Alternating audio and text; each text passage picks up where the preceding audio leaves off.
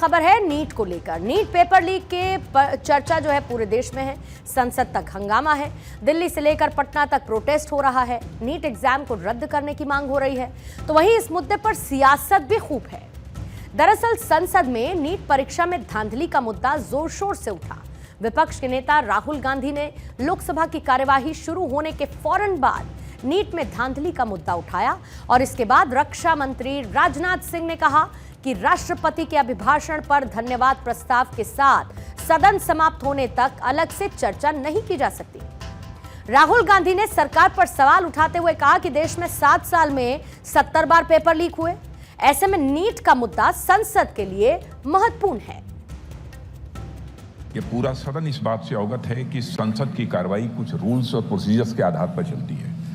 Rules और procedures के अतिरिक्त कुछ हेल्दी ट्रेडिशंस हैं संसद की, जिसके आधार पर कार्रवाई चलती है।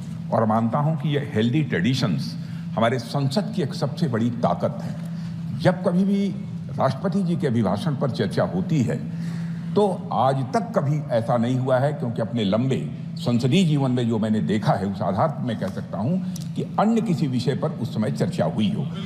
इसलिए मैं अपने सभी सम्मानित विपक्ष के सदस्यों से भी आग्रह करना चाहता हूं, आप जिस विषय पर चर्चा करना चाहते हो आप चर्चा करें, लेकिन एक बार राष्ट्रपति से संबंधित जो धन्यवाद प्रस्ताव है उसको संसद में पारित करने के बाद ही करें।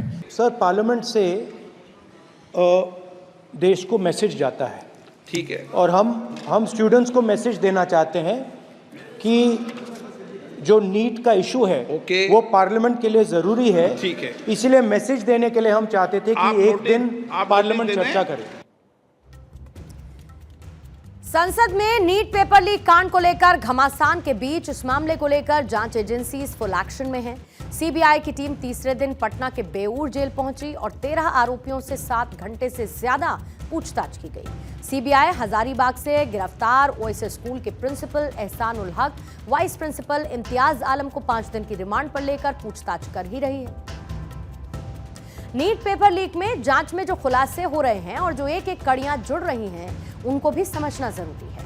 संजीव मुखिया, जो कि इस पूरे पेपर लीक कांड का मास्टरमाइंड बताया जा रहा है, उसको लेकर सीबीआई की टीम ने कई खुलासे किए, क्योंकि नीट पेपर लीक सिर्फ चंद लोगों का नेक्सस नहीं है, बल्कि पूरी की पूरी पेपर लीक फर्म चल रही थी।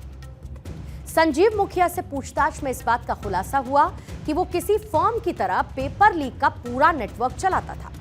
सीबीआई की पूछताछ में यह भी पता चला कि पेपर लीक का पूरा गिरोह संजीव मुखिया के इशारों पर काम करता था।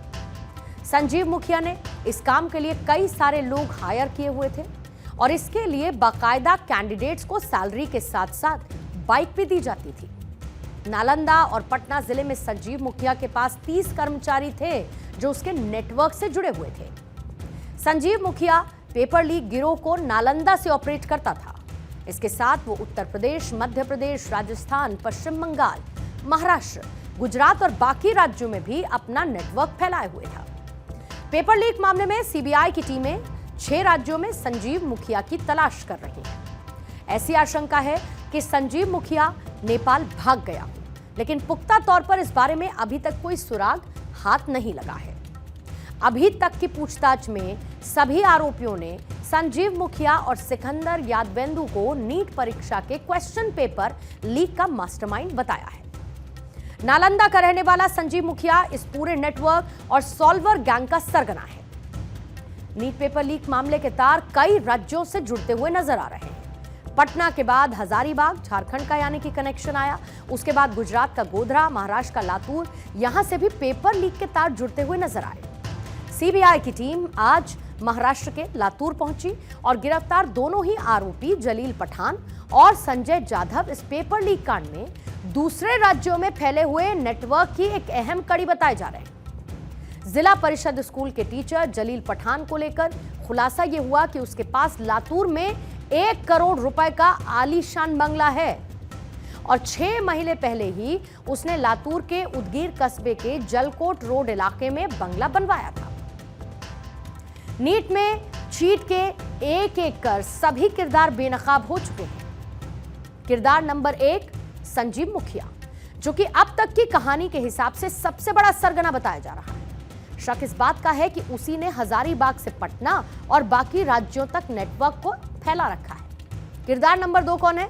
ओएसिस स्कूल के प्रिंसिपल एहसानुल हक, जो कि पेपर लीक करने के आरोप उन पर है। इस शख्स पर आरोप यह है कि उसने अपने ओएसिस स्कूल में पेपर निकाला, आगे माफिया तक पहुंचा दिया। फिर किरदार नंबर 3 इम्तियाज आलम, जो कि हजारीबाग के ओएसिस स्कूल का ही वाइस प्रिंसिपल है। इम्तियाज ही स्कूल सेंटर का इंचार्ज भी था। शक यह है कि उसने एहसानुल हक के साथ मिलकर पेपर को लीक किया। किरदार नंबर 4 चिंटू, जो कि संजीव मुखिया का रिश्तेदार है, रिलेटिव है। पेपर हासिल करने के बाद मुखिया ने चिंटू को ही पेपर भेजा था।